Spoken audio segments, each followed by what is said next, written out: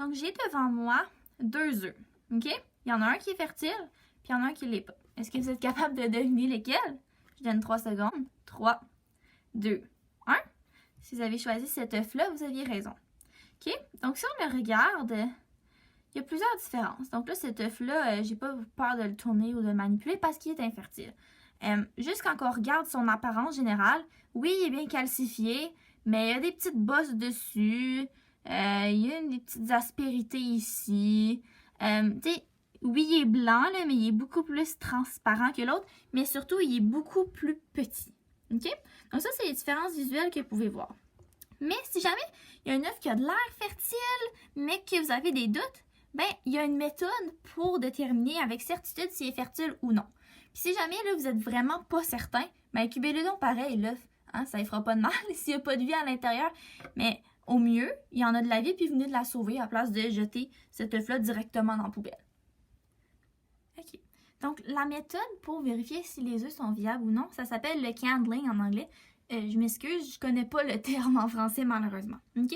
Donc, en fait, ça consiste juste à prendre une petite lampe de poche comme ça, par exemple. Ou juste la lumière de votre téléphone cellulaire, là, ça peut faire la job. OK? Donc, on va commencer par l'œuf infertile. J'avais originalement l'intention de vous montrer avec ma caméra de quoi ça avait l'air le candling. Sauf que comme vous pouvez voir présentement, la qualité visuelle n'est pas super.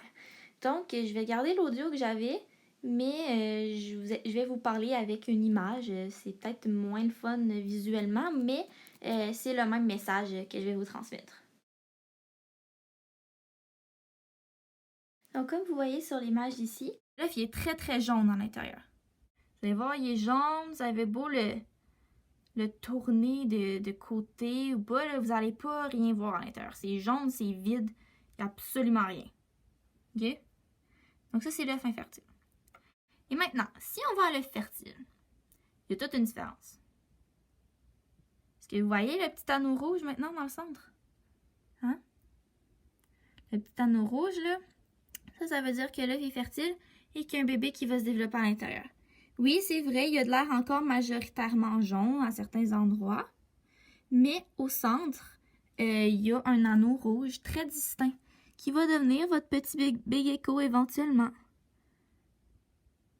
Donc, c'est comme ça qu'on peut savoir si un œuf est fertile ou non. Puis le candling aussi, là, c'est une très bonne façon de savoir si votre œuf est dans la bonne position ou non. Donc, je vous recommanderais, mettons, si jamais il y a un accident qui était pour se produire, de candler votre œuf quand vous le trouvez. Et si jamais il arrivait un accident, mais il faut juste que vous le remettiez dans la même position. Vous cherchez le petit rond là, ou le petit embryon dans la position originale qui était, puis vous le remettez comme ça, juste pour qu'il soit au-dessus puis qu'il soit correct, là, pour qu'il soit dans la même orientation. Puis cette image ici que vous voyez à l'écran, c'est juste un petit bonus là, que je vous ai fait. En fait, ce qu'on voit à l'écran, c'est un embryon de gecko à crête avec une petite veine autour de lui. Donc, je pouvais juste pas vous la partager. C'est tellement une belle image. Puis, on n'en voit pas beaucoup là, des imaginettes comme ça. Donc, j'étais vraiment impressionnée l'été dernier là, quand je l'ai prise. Puis, j'ai décidé de vous la montrer parce que c'est quelque chose que vous pourriez voir si jamais vous décidez de candler vos œufs là, quand ça fait un petit peu plus longtemps qu'ils sont en incubation.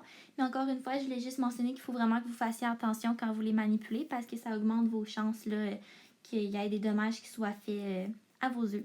Mais c'est vraiment quelque chose que vous pouvez voir de superbe là, si jamais vous décidez de les manipuler et de voir à l'intérieur.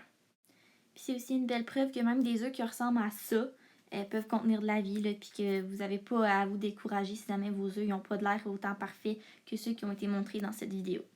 Donc, je voulais juste vous remercier d'avoir écouté cette vidéo et j'espère que vous allez passer une merveilleuse journée. Si vous n'en avez pas déjà, passez une superbe. Bye!